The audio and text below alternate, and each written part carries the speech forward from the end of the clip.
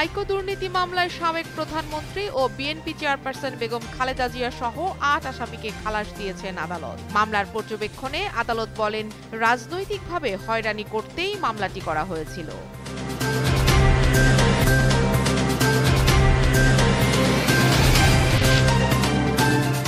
খুলনা প্রকৌশল বিশ্ববিদ্যালয়ে হামলার ঘটনাকে দুঃখজনক বলে মন্তব্য করেছেন যুব ও ক্রীড়া উপদেষ্টা আসিফ মাহমুদ। জড়িতদের দ্রুতই আইনের আওতায় আনা হবে, এরই মধ্যে আইন শৃঙ্খলা বাহিনীকে নির্দেশ দেওয়া হয়েছে বলেও জানান তিনি।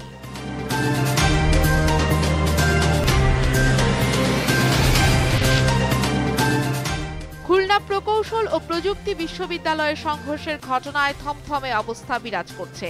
আজ কোনো ক্লাস পরীক্ষা হয়নি। পরিস্থিতি স্বাভাবিক রাখতে ক্যাম্পাসের গেটে পুলিশ মোতায়েন করা হয়েছে।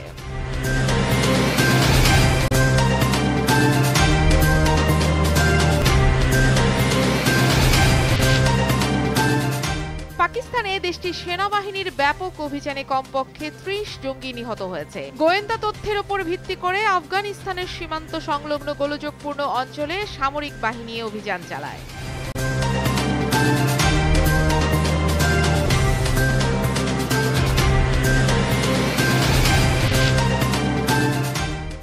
মাত্র কয়েক ঘন্টা পরই ইতিহাস গড়তে যাচ্ছে ক্রিকেট বিশ্ব।